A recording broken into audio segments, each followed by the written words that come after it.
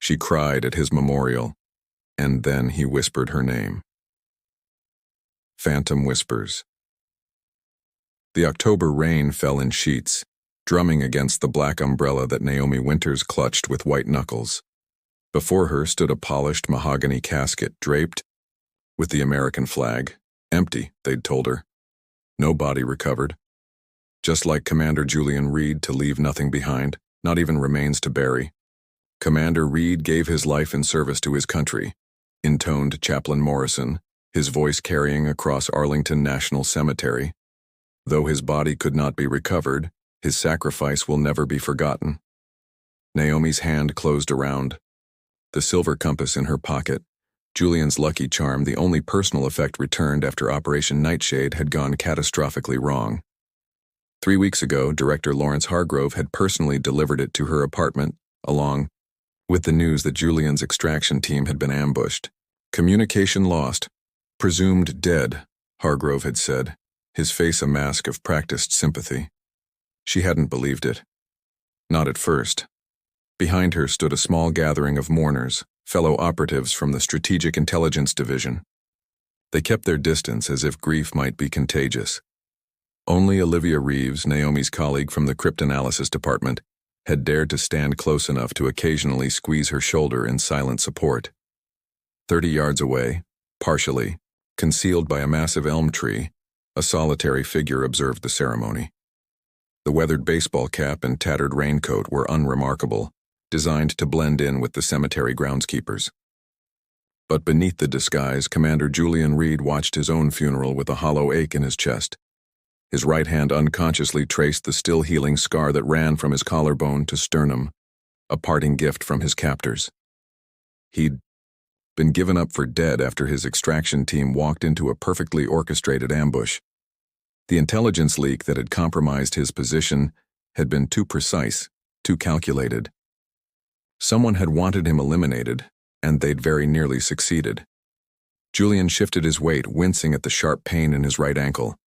The 30-foot drop from the compound's wall during his escape had nearly shattered it. He shouldn't be here. It was dangerous for both of them. But he had to see her, to know Naomi was all right, even if he couldn't reach out and touch her. Naomi accepted the folded flag with trembling hands as the honor guard completed the ceremony. Her auburn hair, usually swept into a practical bun for her work at SID headquarters, hung loose around her shoulders. Even from this distance, Julian could see she'd lost weight, her black dress hanging loosely on her slender frame. "I'm deeply sorry for your loss," Director Hargrove said, approaching Naomi after the ceremony. His silver hair gleamed in the rain as he removed his hat respectfully. "Julian was one of our finest field operatives." "Thank you, sir," Naomi replied mechanically, her expression carefully composed. As SID's Deputy Director of European Operations, Hargrove had personally assigned Julian to the ill-fated mission. "If there's anything you need—" "Actually, sir," Naomi interrupted, her voice steady despite the grief etched into her features. "I'd like to return to work as soon as possible." Julian felt a surge of pride mixed with concern. Naomi was brilliant and determined. That's what had first drawn him to her when they met during a joint task force operation 3 years ago. But he worried about what she might uncover if she started digging. The same people who had arranged his death wouldn't hesitate to expand their kill list.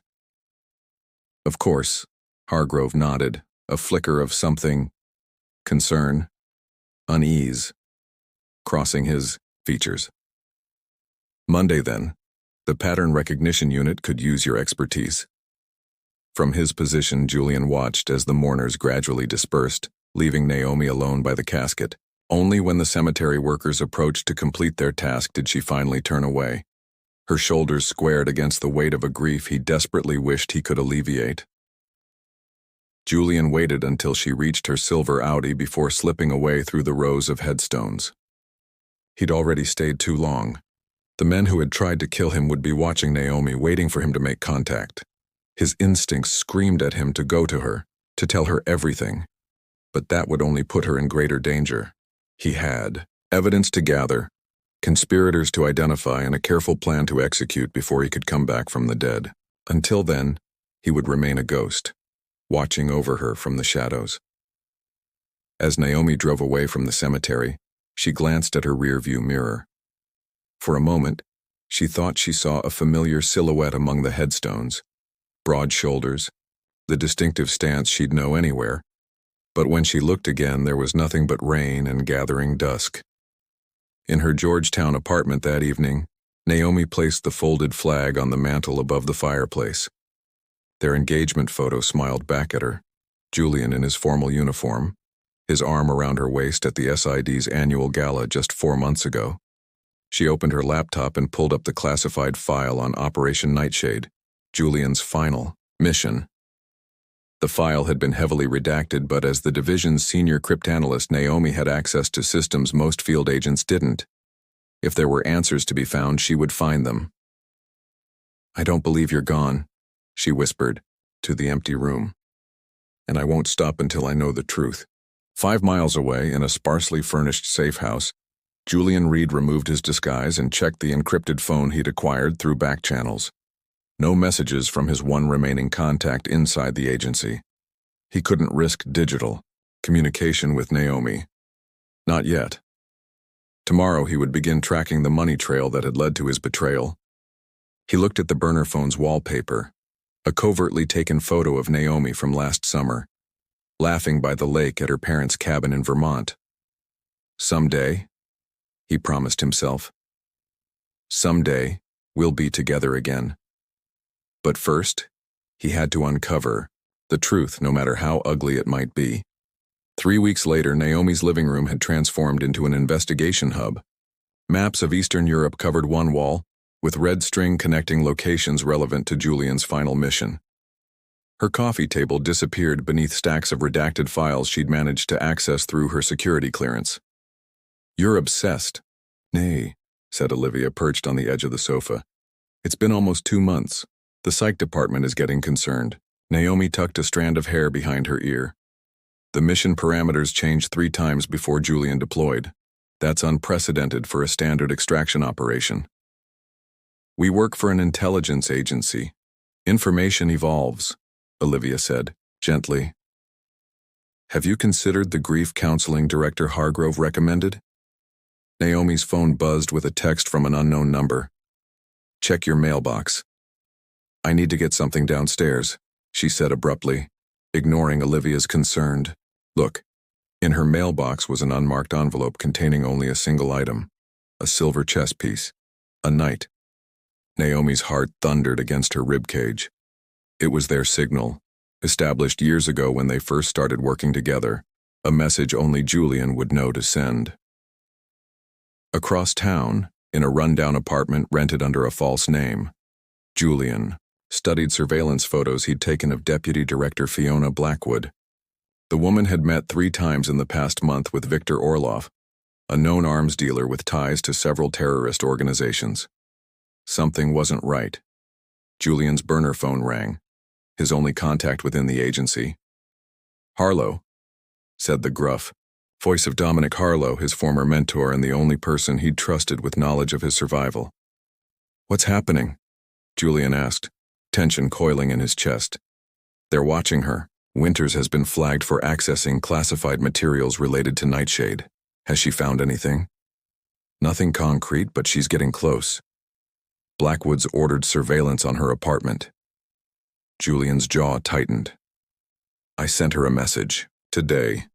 Had to let her know I'm alive." "Damn it, Reed, you're putting her in danger." "She's already in danger," Julian countered. "Better she knows what she's up against." That night, Naomi couldn't sleep. The chess piece meant Julian was alive, unless someone was cruelly manipulating her grief.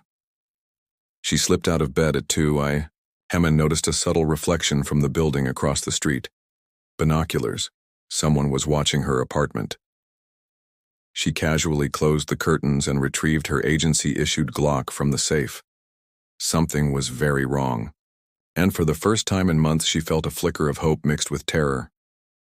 The next morning, Naomi arrived at SID headquarters early, her mind racing with possibilities. If Julian was alive, he was in hiding for a reason. Someone within. The agency had betrayed him, and by extension, her. She accessed the secure terminal in her office, bypassing the standard authentication with an algorithm she'd developed. If she was being watched, she needed to be careful. Instead of searching directly for Nightshade files, she began pulling financial records for the entire Eastern European division, covering the months before Julian's mission. By lunchtime, she'd identified several anomalous transfers, small enough to avoid automatic flagging but following a pattern when viewed collectively. All were authorized by Deputy Director Blackwood. Working through lunch again? The voice startled her.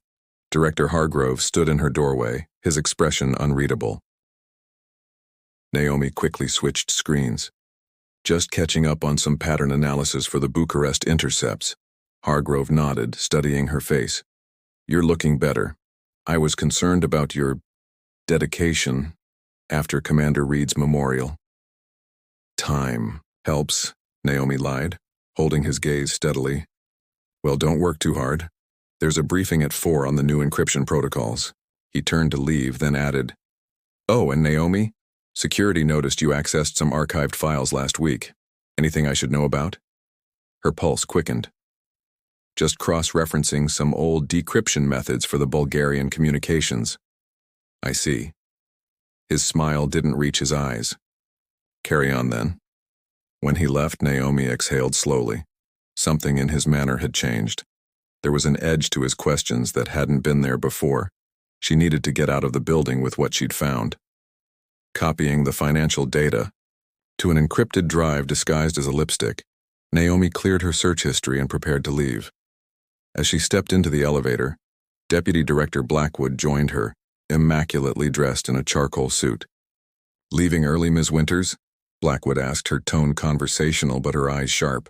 Doctor's appointment, Naomi replied calmly. Annual checkup. Of course, take care of yourself. Blackwood's smile was predatory. We wouldn't want anything to happen to one of our top analysts. The threat was subtle but unmistakable. As Naomi walked to her car in the underground garage, the weight of eyes watching her was almost palpable. Her car started normally. No obvious tampering. But Naomi took a circuitous route home, employing counter-surveillance techniques Julian had taught her. Twice she spotted the same dark sedan following at a discreet distance. Rather than leading them to her apartment, she drove to a crowded shopping mall, walking briskly through the concourse and exiting through a service corridor. Using a burner phone she'd purchased weeks earlier, she texted the unknown number that had contacted her. Knight to E4. Your move. The response came almost immediately. Bishop takes knight. Washington Square Park. 30 minutes. Come alone. Heart. Racing, Naomi hailed a taxi. If this was Julian, she would finally have answers. If it was a trap. She patted the concealed weapon beneath her jacket. She'd trained for this. Washington Square Park was busy with afternoon visitors. Naomi sat on a bench facing the fountain, scanning faces, looking for any sign of surveillance or her mysterious contact. Don't turn around, a low voice said from the bench behind her. Keep looking forward. The voice, altered somehow but with cadences she recognized, sent electricity down her spine. Julian, she whispered. Not here. Not that name, the voice warned. You're being watched. They suspect you know something. Are you? She struggled to form the question. Are you really alive? A folded paper slid onto the bench beside her. That's everything I've gathered so far. Financial trails, meeting locations, names. Blackwood is selling experimental weapons technology to Orlov's network. I found some of the transfers, Naomi said, barely moving her lips. But why fake your death? Why not report this? Because it goes higher than Blackwood. Someone helped her arrange the ambush that was supposed to kill me. Someone with access to my mission details. Hargrove? Naomi asked, her blood running cold. I don't know yet. Trust no one at the agency except Dominic Harlow in technical operations. He's been helping me. Naomi wanted desperately to turn around to see his face, to touch him and confirm he was real. When can we meet properly? I thought I'd lost you, Julian. A moment of silence, then. Soon. But first we need evidence no one can dispute. There's An abandoned warehouse at these coordinates. Come Friday night at 11. Full disguise, no electronics. Julian, she began. I love you, Naomi, the voice said, softer now. Never stopped. Never will. When she finally turned around, the bench behind her was empty, but clutched in her hand was the silver compass she'd thought lost forever, along with a note containing a single line. Trust the ghost, not the grave. As she walked away from the park, Naomi felt eyes on her back, but for the first time since the memorial service, she also felt something else. Hope. Julian was alive, and together, they would uncover the truth, no matter how dangerous that truth might be. Ghosts in the database. Naomi's fingers flew across her keyboard, the glow of the monitor illuminating her face in the darkened apartment. 2 days had passed since the park meeting, and she'd barely slept, fueled by a potent mixture of adrenaline, coffee, and the knowledge that Julian was alive. On the coffee table beside her laptop lay the silver compass and the dossier he'd passed to her. The documents outlined a complex web of financial transactions and covert meetings between Deputy Director Blackwood and Victor Orloff over the past 14 months. The weapons technology in question, a new drone guidance system that could evade conventional radar detection, had been developed by SID's own research division. You're selling American intelligence to terrorists, she whispered to Blackwood's personnel photo on her screen. But why risk everything? What am I missing? A soft knock at her door made her freeze. 3 quick taps, followed by 2 slow ones. Olivia's signature. Naomi quickly closed her laptop and hid the documents under a couch cushion before answering. Hey, Olivia said, holding up a bottle of wine and takeout containers. Thought you might need dinner since you've been avoiding the cafeteria. She studied Naomi's face. You look different. Different how? Naomi asked, stepping aside to let her in. I don't know. Less like you're drowning.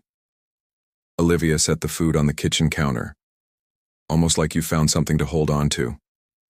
Naomi managed a non-committal shrug. Just keeping busy? With what exactly? Olivia uncorked the wine. You've been sneaking around headquarters, leaving early, and there's a rumor Hargrove has been asking about your recent search queries.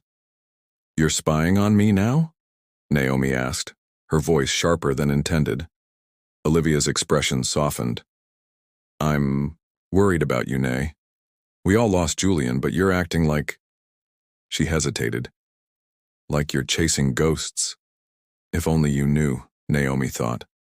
I'm fine, she insisted, accepting a glass of wine, just processing everything in my own way. Olivia didn't look convinced, but didn't press further. As they ate, Naomi carefully steered the conversation toward office gossip, gathering information without revealing her suspicions. Did you hear Blackwood's been pushing for access to the Prometheus project files? Olivia mentioned between bites of pad thai. Naomi kept her expression neutral despite her racing heart. Prometheus was the code name for the drone guidance system.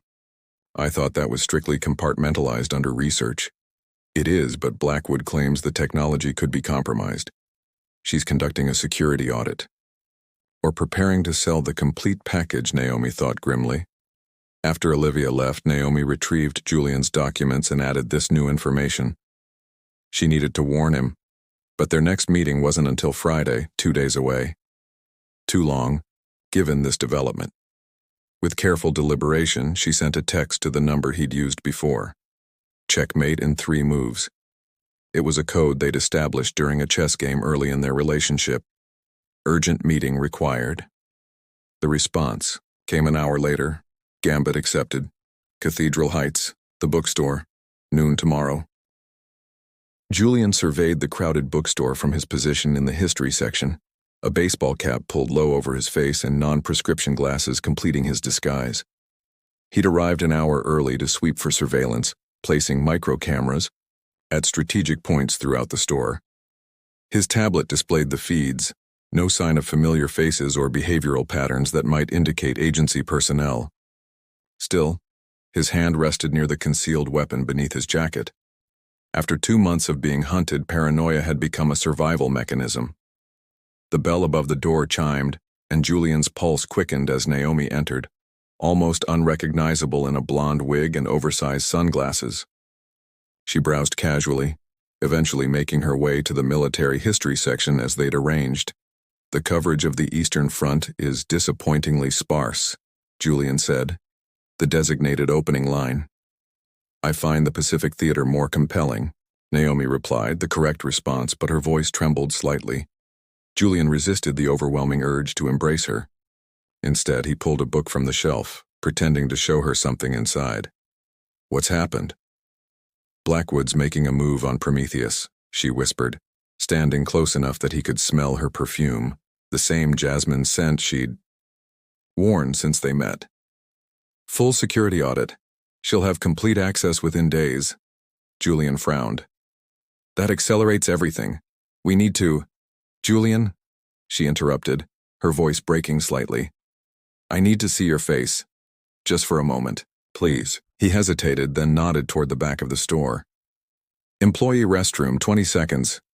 They separated, taking different paths to the secluded hallway near the store's back exit. Once inside the single-occupancy bathroom, Julian locked the door and finally turned to face her. Naomi drew in a sharp breath. His appearance had changed, beard grown out, hair longer, a new scar along his jawline. But his eyes were the same intense blue she'd dreamed about every night since his death. "It's really you," she whispered, reaching out tentatively to touch his face. Julian caught her hand, pressing it against his cheek. "It's me, Nay." For one precious moment they held each other, the months of separation collapsing into desperate relief. Julian buried his face in her hair, memorizing the feel of her in his arms again. "We don't have much time," he said reluctantly, pulling back. "Blackwood moving on Prometheus means the sale is imminent. We need to access the server room at headquarters." "That's impossible," Naomi countered. "Security's been upgraded since the memorial." "Not impossible," Julian said. "Just complicated. Harlow's been monitoring the internal network. There's a maintenance window scheduled for tomorrow night.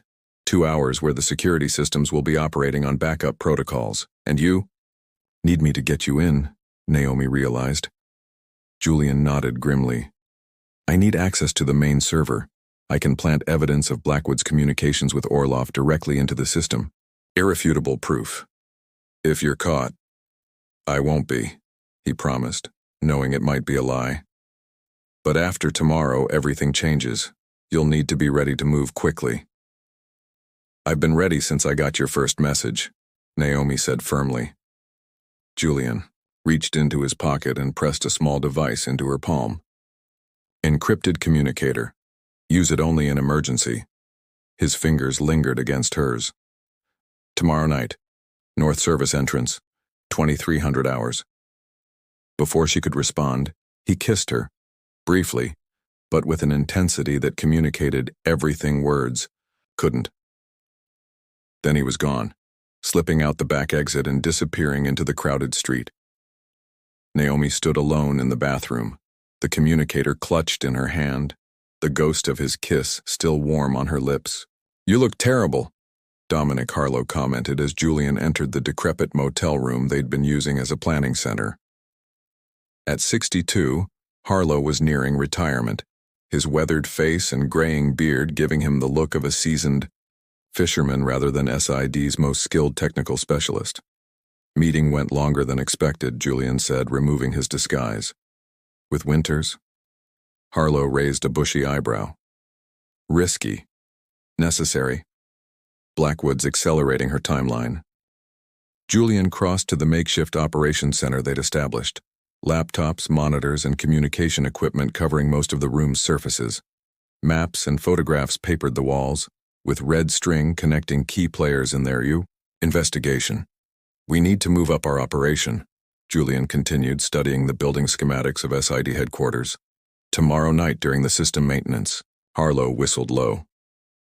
"That's aggressive even for you." "We're out of options," Julian countered. "Once Blackwood has Prometheus, she'll complete the sale and disappear. We need to catch her in the act." "And you're sure Winters can get you in?" Without compromising herself? Julian's jaw tightened. She's the best cryptanalyst in the division. She'll find a way. That's not what I asked, Harlow said quietly. Your judgment has always been impeccable, Reed, until it comes to her. My judgment is fine, Julian snapped, then sighed. I trust her, Dom. With my life. You already are, Harlow muttered, turning to his computer. All right, let's plan this infiltration properly. You'll need updated security protocols. They worked through the night, meticulously planning every aspect of the operation. Julian would have approximately 18 minutes to access the central server, plant the evidence, and extract without detection. The margins for error were razor thin. As dawn broke, Harlow finally stood, stretching his stiff back. Get some sleep. You'll need it. But sleep wouldn't come for Julian.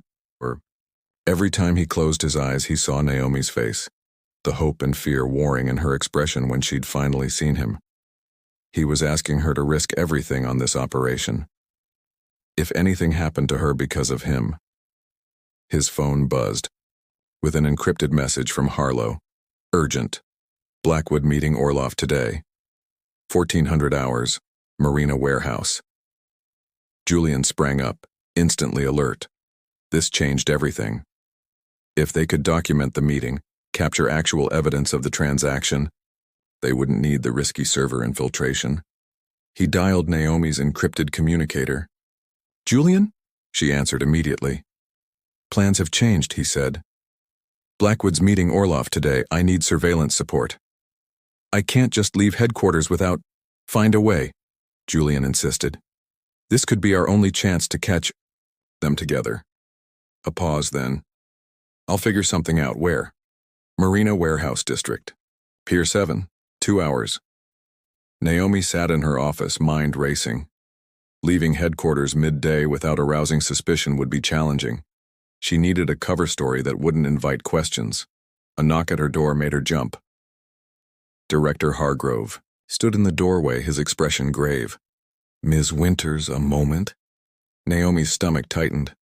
Of course, sir. Hargrove closed the door behind him, taking the seat across from her desk. I've been reviewing your recent activity within our systems. You've accessed numerous classified files related to Operation Nightshade. As I explained before, I was cross-referencing. Let's not insult each other's intelligence, Hargrove interrupted coldly. You've been investigating Commander Reed's final mission, pursuing a theory that his death was something other than reported. Naomi maintained her composure, despite her racing heart. Julian deserves a thorough accounting of what happened. Wouldn't you agree, Director? Hargrove studied her for a long moment. Grief can lead us down destructive paths, Ms. Winters. I would hate to see a promising career derailed by obsession. Is that a threat, sir? A concern, Hargrove corrected smoothly. I've scheduled a formal review of your security clearance for tomorrow morning. Until then, consider yourself on administrative leave. This was worse than Naomi had anticipated, but it solved her immediate problem. May I collect my personal items? By all means, Hargrove gestured magnanimously. Security will escort you out when you're finished. After he left, Naomi quickly gathered essential items while downloading critical files to a thumb drive disguised as a tube of lipstick. She could feel the security officer's impatient presence in the doorway as she worked. Ready, Ms. Winters? He asked after several minutes. Ready, she confirmed, shouldering her bag and following him to the lobby. Once outside, Naomi hailed a taxi and directed it toward the marina. She had less than an hour to meet Julian at the warehouse.